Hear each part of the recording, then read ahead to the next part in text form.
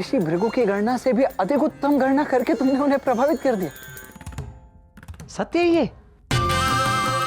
वाह वाह श्रीनिवास, मुझे तो तुम्हारी इस कला, इस ज्ञान के विषय में ज्ञात ही नहीं था। वाह वाह वाह, महादेव की ऐसी कृपा है। ये तो नृत्य करने वाली बात है श्रीनिवास, नृत्य होना चाहिए। गोविंदराज छोड़िए ना, ये सब क्या है? अरे इतनी प्रसन्नता की बात है, ऐसे कैसे छोड़ दूं भाई? एक और राजकुमारी पद्मावती का स्वयंवर होगा, दूसरी ओर ऋषि भृगु अपनी पुत्री भार्गवी का हाथ तुम्हारे हाथों में देंगे। आनंद की बात है। नहीं नहीं, सुनिए, इतना सरल नहीं है सब। क्यों सरल नहीं है?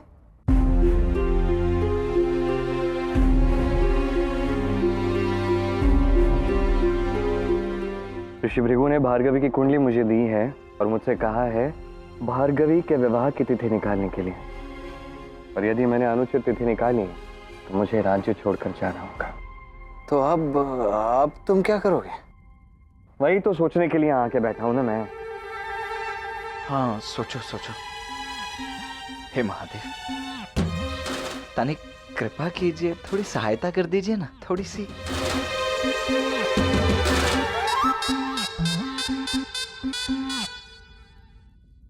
श्री, तुम ये कुंडली तो तुम ले आए हो, किंतु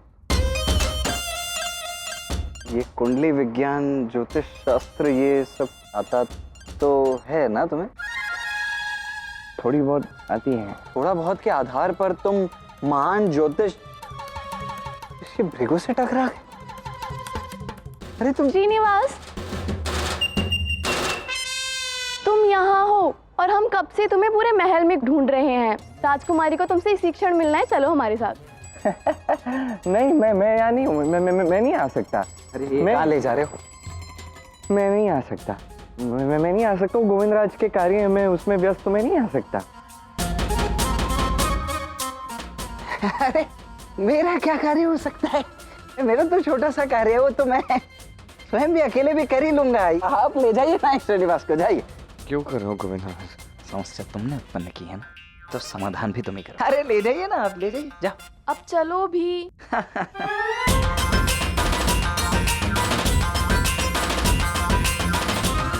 यही तो समस्या है ना, मेरे पास भार्गवी की समस्या का समाधान है ना पद्मावती का।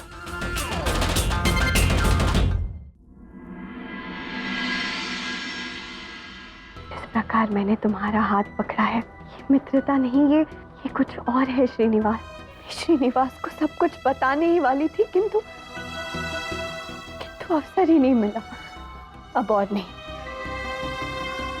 अब चाहे कुछ भी हो जाए, मैं श्रीनिवास को अपने मन की बात बता कर ही रहूंगी। श्रीनिवास प्रस्तुत है राजकुमारी।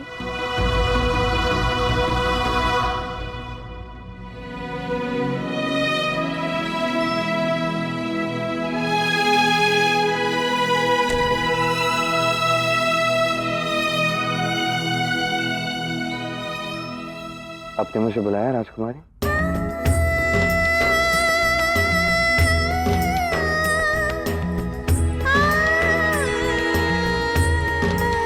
मैंने कभी नहीं सोचा था कि मेरी ऐसी स्थिति होगी। क्या परिस्थिति है राजकुमारी, क्या हुआ है?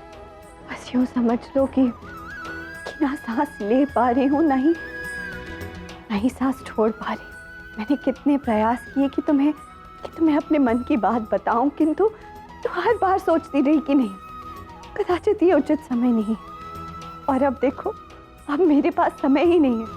कुछ ही क्षणों में मेरा स्वयंवर आरंभ होने वाला है। स्वयंवर में कन्या उस वर को चुनती है जो उसके मन को भाता है, और मैं नहीं चाहती कि मैं अपने मन की बात बताए बिना उस स्वयंवर में जाऊं। किंतु राजकुमारी, आपकी इस मन की बात से मेरा क्या संबंध है? संबंध है। तुम्हारे लिए ये जानना अत्यंत आवश्यक और महत्वपूर्ण है श्रीनिवास कि मेरे मन में क्या है। और मुझे आशा है कि तुम मुझे निराश नहीं करोगे। ये कथा उस दिवस आरंभ हुई जिस दिवस नृत्य प्रतियोगिता में। एक क्षण रुकिए राजकुमारी।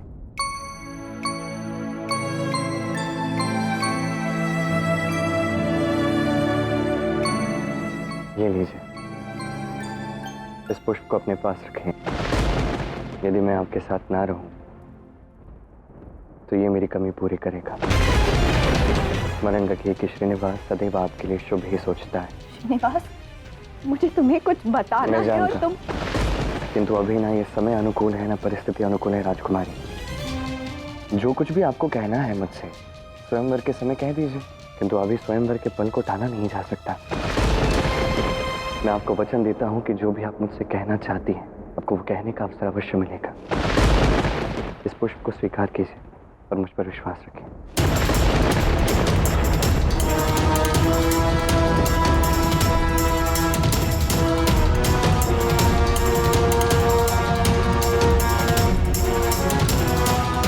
आज्ञा दीजिए।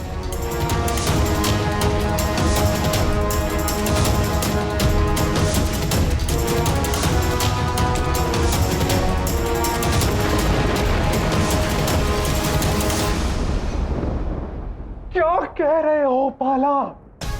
यदि श्रीनिवास भार्गवी के विवाह की तिथि नहीं निकाल पाया तो ऋषि भृगु ने उसे राज्य छोड़ जाने का आदेश दे दिया है। सत्य सुना आपने। अद्भुत, अविश्वसनीय। कभी कभी तुम सच में आनंद देने वाली सूचना देते हो बाला। श्रीनिवास राज्य छोड़ के जाएगा। अब आएगा आनंद।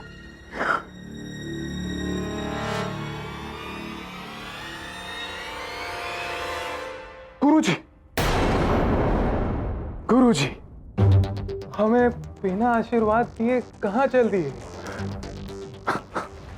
मैं कब से गुरुजी बन गया? तभी से, जब से आपने राजपुरोहित की भूल पकड़ी है। अब तो सब कुछ आप ही के हाथ में है। जिस प्रकार आपने पद्मावती के स्वयंवर का मुहूर्त आगे खिसकाया है, अर्थात पूर्व स्थगित करवाया है, उसी प्रकार मेरे और भार्गवी के विवाह की तिथि भी शीघ्र निकालिए ना।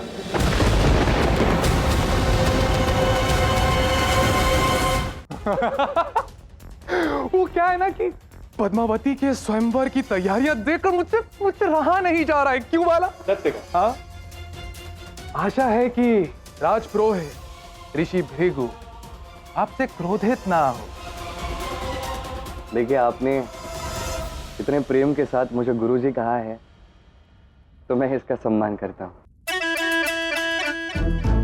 अब ध्यान से सुनिए गुरुजी क्या कहते हैं और क्या समझाते हैं।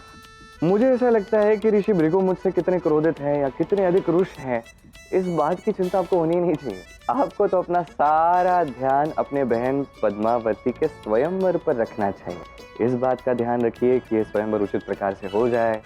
इस बात का ध्यान रखिए कि राजकुमारी पद्मावती प्रसन्न रहे और योग्य वर को अपने लिए चुने, क्योंकि किसी कारणवश यदि राजकुमारी पद्मावती ने किसी वर को ना चुना तो आपकी ये जो प्रतीक्षा है, जो आपको रहा नहीं जा रहा, वो प्रतीक्षा और बढ़ जाएगी ना कुमार। देखिए, भार्गवी का विवाह होगा और भार्गवी के विवाह की तिथि तो मैं ही निकालूंगा। अब भार्गवी का विवाह जब भी हो, जिसके भी साथ हो, आपका तो विवाह तभी होगा जब राजकुमारी पद्मावती का स्वयंवर हो चुका होगा, नहीं? इसलिए और कहीं ध्यान केंद्रित मत कीजिए, राजकुमारी पद्मावती के स्वयंवर पर ही ध्यान केंद्रित कीजिए। गुरु का तो यही कहना है। आज्ञा दीजिए।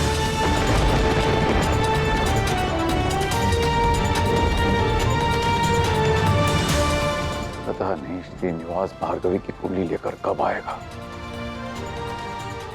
कब उसके विवाह की तिथि निकालेगा वो।